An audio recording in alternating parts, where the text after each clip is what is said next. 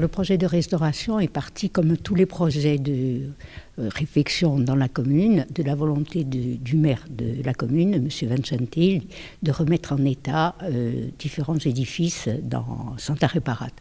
En ce qui concerne les édifices religieux, il y a 7 édifices dans la commune, 5 qui appartiennent à la commune et 2 qui appartiennent à des privés. En ce qui concerne les édifices religieux, on a commencé par l'église de Gione, qui est une église véritable. Ensuite, on a des projets sur l'église de Santa Reparat et aussi des petites interventions sur la chapelle de San Bernardino et la chapelle de Palmento. Donc, il a fallu obtenir des fonds, ce à quoi s'est employé le conseil municipal avec son maire. On a obtenu des fonds de la collectivité territoriale, de l'ancien conseil général. La mairie a participé également, et l'association Insieme per Gione. Et on suppose, après ces travaux, une mise en valeur de cette église comme des autres, et une volonté maintenant de montrer cette merveille architecturale. Voilà, tout à fait. On essaiera maintenant de continuer. Alors, il est évident qu'avec l'argent dont nous disposons, tout ne peut pas être repris.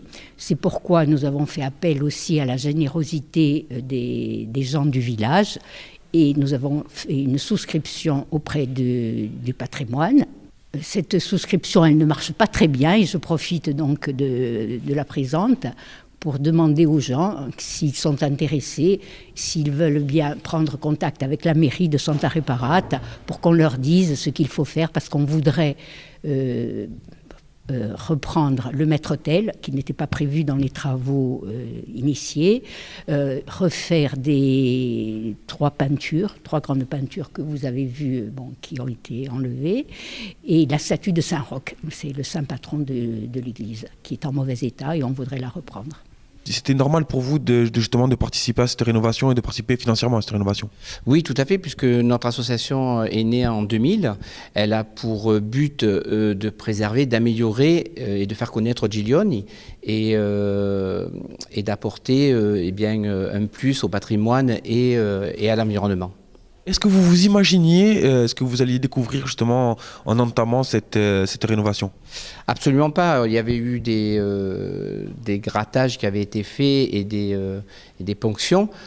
On ne savait pas que derrière tout ça, il y avait vraiment tout un décor, mais il y a le moindre millimètre qui a été décoré. C'est fabuleux, quoi. C'est très, très fabuleux. Les travaux à l'église, ils ont commencé début septembre, l'année dernière.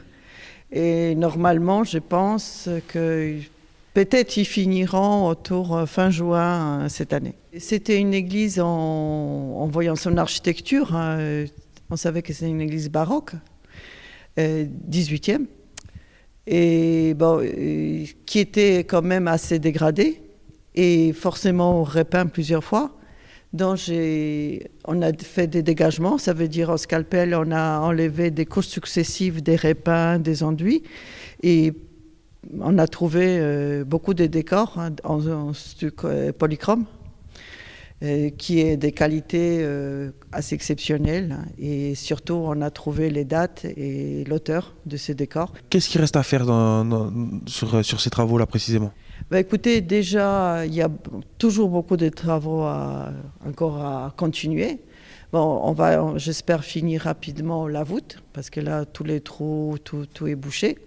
Tous les enduits sont refaits, parce qu'il y a certains enduits qui étaient très abîmés, très en profondeur. Donc il faut tout faire pour que ça soit bien consolidé, qu'on n'a pas de soucis dans l'avenir. Et donc la voûte, elle sera finie, la nef, elle sera plus ou moins finie. Après, il reste les autels, ils sont déjà tout consolidés, tout bouchés et tout dégagés. Ça veut dire qu'on a un décor d'origine. Maintenant, il reste les finitions sur les autels. Et après, on a toute la partie transept et les chœurs. Mais là, apparemment, il n'y a pas de décor.